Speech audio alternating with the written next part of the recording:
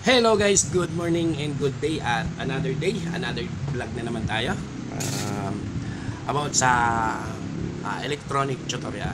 For today's video guys ay meron tayong gagawin dito mga ka-channel. May gagawin tayo dito isa na namang 50 inches TCL TV. Sabay-sabay natin tingnan mga ka-channel kung ano ba ang naging sira nito at tingnan natin kung anong may share natin ditong idea kasi hindi pa natin nabubuksan at aalamin pa lang natin. Ang ating i-share sa mga ganitong tutorial ay ating nagawa at ating napapatunayan na at na-experience na natin na nagawa natin. Lahat ng repair mga ka-channel ay may kanya-kanyang sira. Itong gagawin natin na ito na alamin pa lang natin ay sasakto or akma sa kanya yung sira niya at yung remedy na ating gagawin. So ito yung magiging reference lang natin mga ka-channel sa mga ganitong sira. Pwede natin i-apply, pwede natin sundan, pwede natin gayahin. Pero hindi lahat pare-parehas ang kanilang nagiging remedy. Although meron nakakaparehas, hindi lahat. No? Kaya kailangan pa rin natin ang fundamental troubleshoot. Yun ang mga basic na dapat talaga sa isang technician alam ang kanyang ginagawa.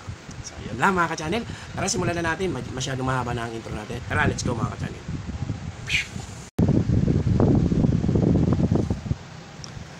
So, yun. Ito na nga mga ka-channel. Titingnan na natin kung anong sira nitong TV na 55 inches pala to mga ka-channel. Ito ang nakalagay sa galing doon sa receiving. Ayan. Black screen daw. Black screen. Black naman talaga, no?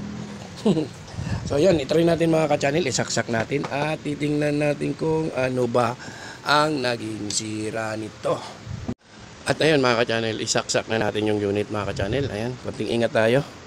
Ayan, tingnan natin kung okay ba, tama ba yung nakalagay dito or magda-diagnose tayo. Naka-standby mode na siya mga ka-channel. Ito push button na natin, power on.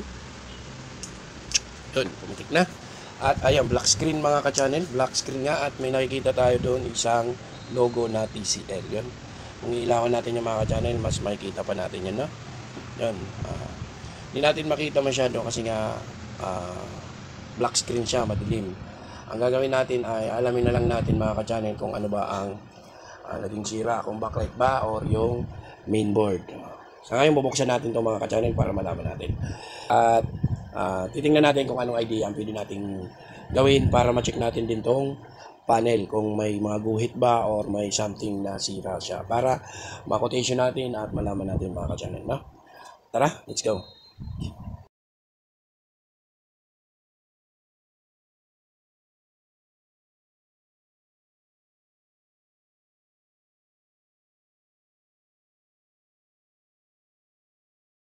So yun, welcome back sa ating munting video mga ka-channel. Nag-check nga tayo, nag-voltage check tayo dito sa may backlight na ito. Meron naman siyang voltahe at wala naman lumubong capacitor. Usually kasi ganun ang mga nangyayari niyan. Minsan may lumulubong capacitor kaya nasabi ko minsan yung mainboard may sira. Minsan naman yung inverter niya, no? Inverter driver ng backlight, no? Ang sunod natin gagawin dyan mga ka-channel, itatry natin itong test yung backlight niya, no? Test natin yung backlight kung buo ba. Kasi yung supply niya is good naman.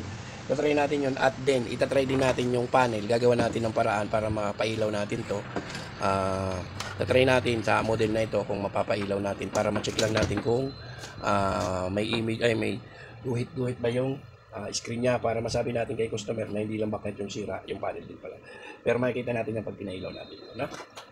So yan. Tingnan natin. Saksak natin ito mga ka-channel.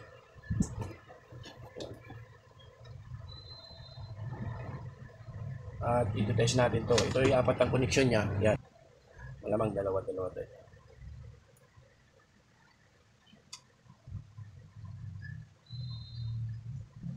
Wala.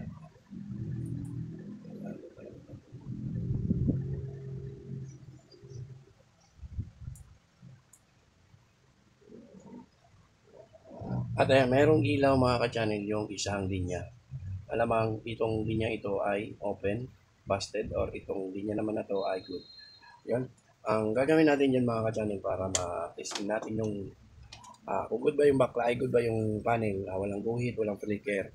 Ganito ang gagawin natin mga ka-channel. Kasi wala tayong panlagay na improvise na ilaw para lang makita natin yung pwede naman flashlight na natin pero di lahat natin makikita yung pinaka-image ng screen, no? Ganito na lang gagawin natin. Dahil sa naka-series tong connection nito, malamang naka-series to, ihang lang natin tong isa mga ka-channel at kukunin natin yung positive nito ay negative nito, kukunin natin tong negative nito at ilalagay natin doon yung negative niya. Ipa-bypass natin doon mga ka-channel yung connection niya, no? Ipa-bypass natin yun o tatanggalin natin yung isang connection ng isang busted na linya, kukunin natin. Doon tayo mag-negative sa negative niya. No? Sana nakakuha niyo mga ka-channel para sa ating preferences. No? Tatanggalin natin yung negative ng isang busted na linya kasi naka-series nga para maputol siya sa pagka-series. Doon tayo mag-negative doon sa isa para ma-bypass siya na mga ka-channel. Ito ang ginawa natin dyan. Ayun. Nakikita niyo sa video, ayan. Sundan nyo na lang mga ka-channel para pare-parehas natin makuha yung idea. No? Ayaw pumasok pa. Ayaw pumasok. Yan. Tignan natin. Ayan. Nabypass na natin mga ka-channel. So ginawa natin ay sumakto dito at umakma dito sa ating remedy para ma-check natin yung panel screen kung good ba. Saksak na natin yung unit. Kung iilaw ba siya. Power on. Good.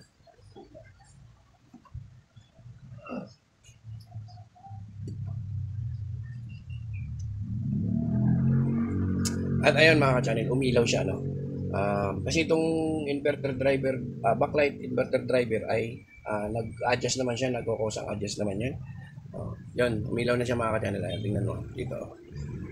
Titingnan natin ngayon dyan kung yung image ba ay good na at pwede na natin sabihin na backlight lang yung sira. No? Ibabaliktad natin yung unit mga ka-channel. Titingnan natin na. Kasi umilaw naman na siya na. Ayan, ilaw na yun. Binaypass lang natin yun mga ka-channel, yung connection. Bali, isang connection lang pinagano natin. Ha? Tingnan natin. Yun. Ihaya na lang natin mga ka-channel. Wait.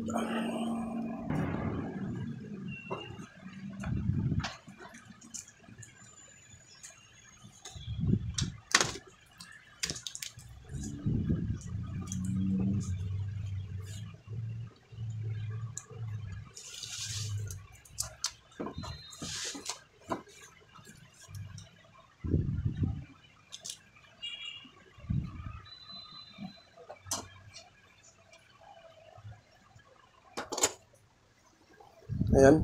Yan mga ka-channel. Okay naman pero madilim yung konti na isang linya, no? Binaypass lang natin mga ka-channel yung dahil naka-series lang siya. Ginawa natin yung negative doon para maging lang siyang parallel, naka-parallel siya, no? So yun, titingnan natin ngayon kung okay ba yung screen para masabi na natin na backlight lang yung sira. Ayan.